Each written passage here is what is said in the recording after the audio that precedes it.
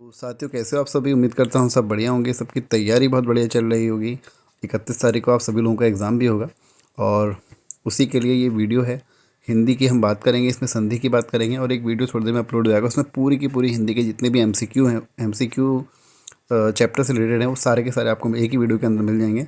तो वीडियो को लाइक और चैनल को सब्सक्राइब जरूर कर दीजिए। बात करते हैं आज के पहले क्वेश्चन की, जो कि संधि से संबंधित है। तो पहला क्वेश्चन है हमारा, और आ के बाद ई ई हो तो ई ए हो जाता है, उ हो तो ओ हो जाता है, ऋ हो तो अर हो जाता है। इसे क्या कहते हैं? इसे कहते हैं हम गुण संधि। जैसे कि आप सभी को पता है, मैं आपको हल्का सा एक बार रिवाइज करा देता हूँ। अगर आ के साथ आ है, यानी कि दोनों सेम वर्ण आने चाहिए। आ के साथ आ हो, ई के साथ ई हो, उ के साथ उ हो, तो ऐसे में हमेशा कौन सी संधि होगी? दीर्घ संधि होगी। ठीक है। अब बात करते हैं, उसके बाद नंबर आता है गुण संधि का। स्वर संधि के हम भेद की बात कर रहे हैं। तो गुण संधि में क्या होगा? गुण में आपको देखने को मिलेगा आ के साथ ई देखने को मिलेगा। उसके बाद कौन सा स्वर आता है? आ ई उ हो गया और ऋ हो गया। ठीक है। तो ये अगर आपको देखने को मिलते हैं तो वहाँ पर कौन सी संधि होगी? गुण। ठीक। अब गुणों की बात हो गई। अब बात करेंगे वृद्धि की। तो वृद्धि में क्या होगा? आ ऐसा ही रहेगा। ई उ के बाद हम कौन सा स्वर बोलते हैं? ए बोलते हैं, तो ए आएगा। ठीक है। अगर वृद्धि में आ के बाद अगर ए आता है और क्या बोलते हैं? ओ बोलते हैं। ठीक है, यही तो बोलते हैं हम आ के बाद। तो ई उ हो गया, ए ओ हो गया, तो इसमें कौन सी संधि होगी? हमारी वृद्धि संधि होगी। अब हमारे स्वर खत्म हो गए हैं, यानी कि ए ओ के बाद हम स्वर नहीं बोलते ना। उसके बाद हम रिवर्स आएंगे। तो वो रिवर्स कहाँ जाएंगे? यानी कि ई के बाद, अगर ई के बाद ई में अगर किसी का मिलान होता है, जैसे ई प्लस कोई भी भिन्न स्वर आ जाए उसके बाद, ठीक है, तो वहाँ पर क्या बनेगा? यौ बनेगा। ऊ के साथ कोई भी भिन्न स्वर आ जाए तो वहाँ क्या बनेगा? वो बनेगा। ठीक है, ये हमने देखा, रिपीट हुआ।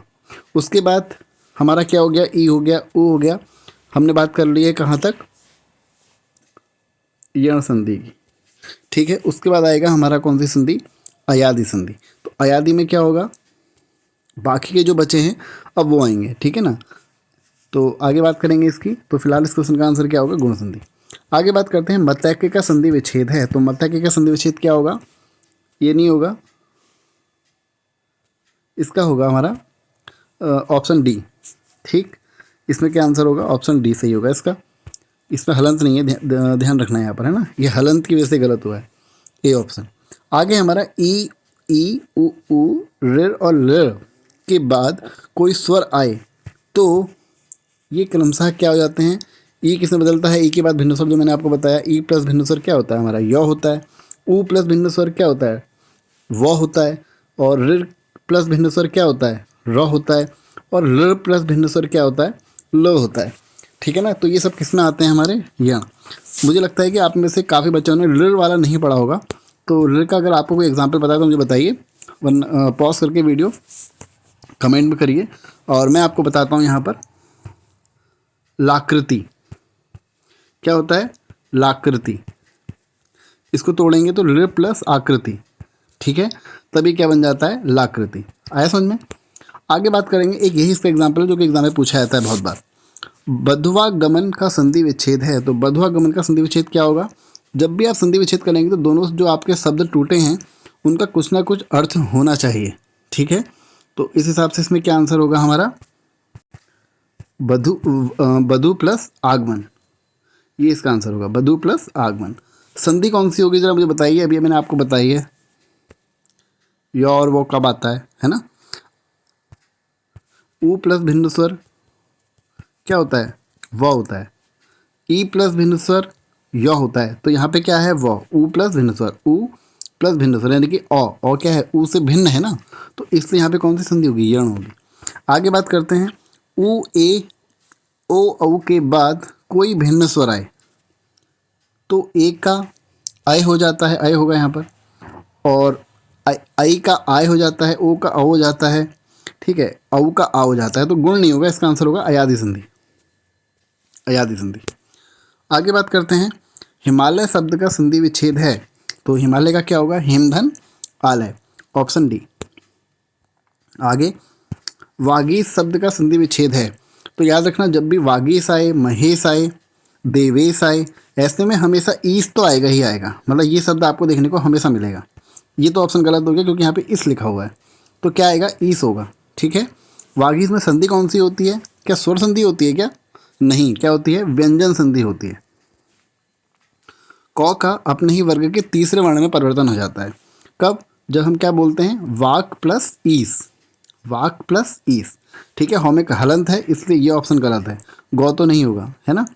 क्या हुआ है, क का अपने ही वर्ग के तीसरे वर्ण में क्या हो गया है, परिवर्तन। आगे बात करते हैं, वाक प्लस मय का संधि पद होगा, क्या होगा, संधि कौन सी है, स्वर है, व्यंजन है, विसर्ग है, तो इसमें भी हमारी कौन सी संधि है, व्यंजन संधि है। ये भी वही है, क का अपने ही वर्ग के पांचवें वर्ण में परिवर्तन, क का अपने ही वर्ग का पांचवा वर्ण क्या होता है, अंगा होता है, तो इसमें इसका परिवर्तन हुआ है। ठीक है, तो क का मौ किसमें बदल, क किसमें बदल गया, अंगों में बदल गया, तो कौन सा आंसर होगा इसका, ऑप्शन सी। अगला है, पद प्लस छेद विग्रह पद का संधि विच्छेद क्या होगा। देखो कभी भी दो आए, तो आए, तो जब भी ऐसे आते हैं तो इसमें आगे, इसमें हमेशा क्या जुड़ जाता है, अगर छ आता है उसके बाद तो आधा चौ जुड़ जाता है, याद रखना, तो पदच्छेद इसका आंसर होगा। जैसे एक आपने देखा होगा अनुच्छेद, छ आता है तो क्या जुड़ जाता है, चौ जुड़ जाता है। आगे, अच्छा संधि कौन सी होगी, व्यंजन संधि होगी इसमें भी। अच्छा, अनुच्छेद में आपकी व्यंजन संधि भी होती है और हमको विसर्ग संधि भी देखने को मिलती है। ठीक है, अनुच्छेद ऐसा शब्द है। संयोग शब्द का संधि विच्छेद, तो संयोग का क्या होगा, सम प्लस योग। ठीक है, जैसे संकलन, सम प्लस कलन, जब भी इस टाइप के शब्द आएंगे तो वहाँ पे सम में ही टूटेगा वो पहला वाला। ठीक है, तो ऑप्शन ए इसका आंसर होगा। संधि कौन सी होगी अगर इसकी बात करेंगे तो वही व्यंजन संधि होगी इसमें भी। आगे है हमारा धनुष्टंकार शब्द का संधि विच्छेद है। आज की क्लास में भी एक बच्चे ने पूछा था, तो धनुष्टंकार शब्द का संधि विच्छेद क्या होगा, धनु प्लस टंकार, कौन सी संधि है, विसर्ग संधि है। इसमें क्या होता है, आपका जो विसर्ग होता है किसमें बदल जाता है, षटकोण वाले शौ में बदल जाता है। ठीक है, जब क्या होता है, टौ आता है ना, और भी इसमें नियम है। आगे बात करते हैं, यही शब्द का संधि विच्छेद है, तो यही शब्द का संधि विच्छेद क्या होगा, बहुत अच्छा क्वेश्चन है यही शब्द का, तो क्या होगा, यहाँ प्लस ही, क्या होगा, यहाँ प्लस ही शब्द का संधि विच्छेद होगा। ठीक है, तो ऑप्शन ए इसका सही आंसर होगा। अच्छा, अगर वर्तनी वाले जो शब्द आते हैं हमारे तत्सम तद्भव वाले, अगर उसमें हमको अंकी बिंदु देखने को मिल जाए तो वो हमेशा क्या होता है, तद्भव। ये याद रखना, आपके काफ़ी काम आने वाला है एग्जाम में। ठीक है, और अगर हम बात करें, और अगर हम क्वेश्चन देखें, जैसे कि आपका, अगर हम विसर्ग संधि की यहाँ पे बात करते हैं, वैसे हम कल बात करेंगे कल के वीडियो में, अगर आपको कभी भी दू देखने को मिले, नी देखने को मिले, ठीक है, अत देखने को मिले, मन देखने को मिले, पुन देखने को मिले, तो जब भी ये शब्द आपको कहीं भी वर्ण, अगर इनसे कोई भी शब्द शुरू हो रहा है तो 99% केस में वहाँ पे कौन सी संधि होती है, विसर्ग संधि होती है। ठीक है, तो चलो इससे आगे के क्वेश्चन अगले वीडियो में करेंगे, तो वीडियो को लाइक और चैनल को सब्सक्राइब जरूर करिए। Thank you.